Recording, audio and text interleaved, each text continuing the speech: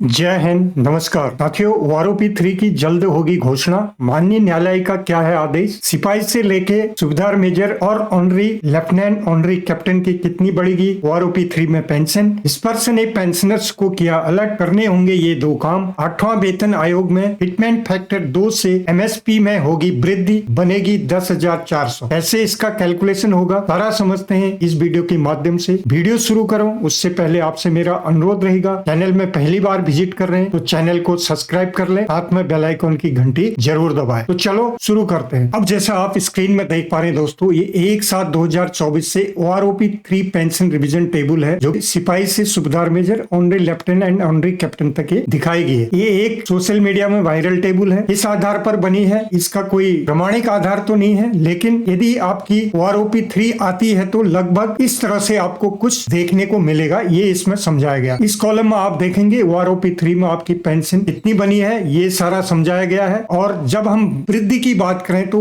ROP 2 से ROP 3 में यहाँ पर आपकी वृद्धि दिखाई गई, जिस पाया गया कि सिपाही की 1,643 है और सभी रैंक की यहाँ पर बढ़ोतरी दिखाई गई अप टू ऑनरी कैप्टन तक, यानी कि 1,500 से लेके 2,500 तक का यहाँ पर बढ़ोतरी हर रैंक को दिखाया गया। दोस्तों अब सवाल ये उठता है कि आरओपी 3 कब लागू होगी। बहुत से पेंशनर्स के मन में सवाल उठ रहा है और पूछा जा रहा है कि आरओपी 3 क्या समय से लागू होगी। ये एक बहुत बड़ा सवाल है। तो जरूर आरओपी 3 समय से लागू होनी चाहिए, क्योंकि सुप्रीम कोर्ट ऑफ इंडिया ने इस पर अपना आदेश जारी किया था। इस आदेश में उन्होंने क्या कहा है वो पैरा में हम देख लेते हैं। ये बहुत लंबा चौड़ा आदेश है। पार्ट ए में जाएंगे तो यहाँ पर पाएंगे 5th में, in future the pension would be refixed every 5 year. अर्थात सुप्रीम कोर्ट का यह आदेश था कि जो भी आरओपी रिवीजन आगे होगा वो 5 साल के अंदर हो जाना चाहिए। तो इस आधार पर यह माना जा रहा है कि 1 जुलाई 2024 को आरओपी 3 रिवीजन का ड्यू है और उस ड्यू पीरियड में ये अवश्य होना चाहिए। दोस्त नेक्स्ट बात करेंगे स्पर्श अलर्ट की। स्पर्श अलर्ट जब आप अपने मोबाइल या लैपटॉप या कंप्यूटर से लॉगिन करना चाहते हैं, आपका जो स्पर्श साइट में आप ओपन करें तो इस तरह से कुछ अलर्ट वहां पर आपको देखने को मिलेगा, जिसमें लिखा हुआ है annual identification for pensioners due in month of November 2023 have been extended till June 2024। Please submit your life certificate to ensure continuous of pensioners after June 2024। अर्थात ऐसे पेंशनर्स जिनका नवंबर में लाइफ सर्टिफिकेट देना ड्यू था, किसी कारणवश वो नहीं दे पाए और उन्होंने अभी तक भी नहीं दिया है, तो उनके लिए ये राहत भरी सूचना है, क्योंकि अब उनको जून 2024 तक का समय दे दिया गया है। पेंशन आपकी नहीं रुकेगी, लेकिन आपने यह काम जल्दी से जल्दी, जितनी जल्दी हो सके वो कर ले, ताकि आपकी पेंशन में आगे बाधा न आए। दोस्त इस सिलसिले में एक टीडीएस का नोट अलर्ट भी पेंशनर्स को आ रहा है। कई पेंशनर्स के पास अलर्ट मिला है, जिसमें ये दिखाया गया है कि आपका जो टीडीएस 20% काट लिया जाएगा यदि आपका पैन और आधार एक दूसरे के साथ लिंक नहीं है, यानी पैन को आधार के साथ लिंक करना है, अदरवाइज आपका 20% पेंशन से डिडक्ट हो सकता है। दोस्तों ये कार्रवाई आप जल्दी से जल्दी कर ले, ताकि आगे आने वाले समय में आपको दिक्कत का सामना न करना पड़े। दोस्तों अब बात करेंगे 8th सीपीसी में जो फिटमेंट फैक्टर होगा वो क्या होगा,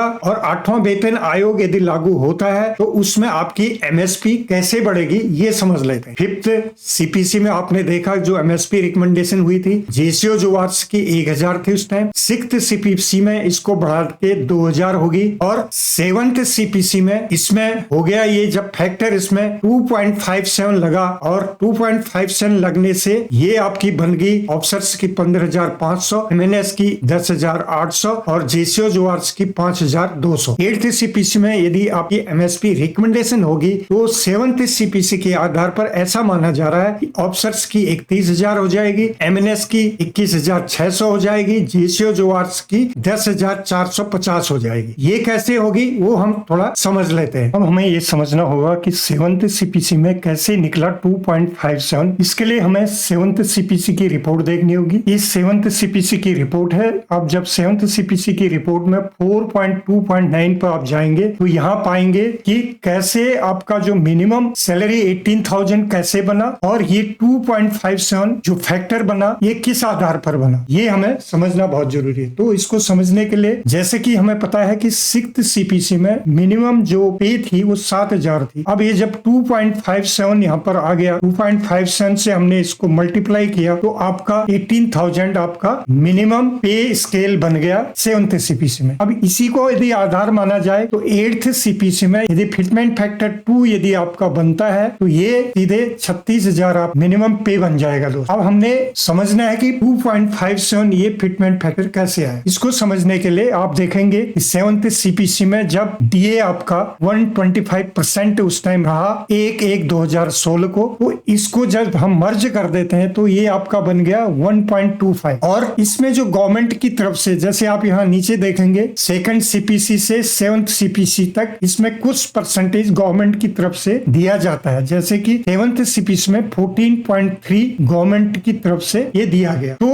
अब इसको हम यहाँ पर समझ लेते हैं। यहाँ पर कैलकुलेशन मैंने किया हुआ है कि 2.57 जब आपका आया तो 125, जैसे कि हमने वहां रिपोर्ट में देखा डीए एज्यूम्ड 125 था, और आफ्टर मर्ज ये बन गया 1 + 1.25 यानी कि 2.25 बन गया। इसका कैलकुलेशन के आधार पर गवर्नमेंट ने जो रिकमेंड किया था, जैसे मैंने दिखा 14.3 इंटू 2.25 करे तो 0.32 ये बन जाता है, और 2.25 प्लस 0.32 हम जोड़े तो 2.57 यानी कि ये आपका फिटमेंट फैक्टर निकल के आएगा 7th CPC। सेम इसी को आधार माने, कैलकुलेशन तो इसी आधार पर होगी। यदि 8th CPC का आता है तो क्या उसका फैक्टर बनेगा कि अभी 50% चल रहा है आपका डीए या डीआर, और जुलाई में 4% भी यदि हम मांगे, हर हाफ ईयर में 4% भी आपका बढ़ता है, तो जुलाई 24 में 4%, जनवरी 25 में 4%, जुलाई 25 में 4% और जनवरी 26 में 4%, तो टोटल ये हो जाएगा आपका 66%। आफ्टर मर्जिंग ये 1.66 इंटू, यदि हम इस टेबल के आधार पर कम से कम जो गवर्नमेंट के द्वारा दिया गया है 14.3 भी ले, जो सबसे कम है वही आधार माने, तो ये 0.23 हो गया, और 1.66 प्लस 0.23 जोड़ेंगे तो 1.89 एक्सपेक्टेड होगा। यदि हम इसको राउंड ऑफ करें, डीए डीआर क्योंकि बढ़ता है घटता है, इसमें कुछ भी हो सकता है, ये तो एज्यूमिंग है, बट इसको हम राउंड ऑफ में लें तो हमने इसको 2 मान के चला। 2 से ज्यादा हो सकता है, कम होगा,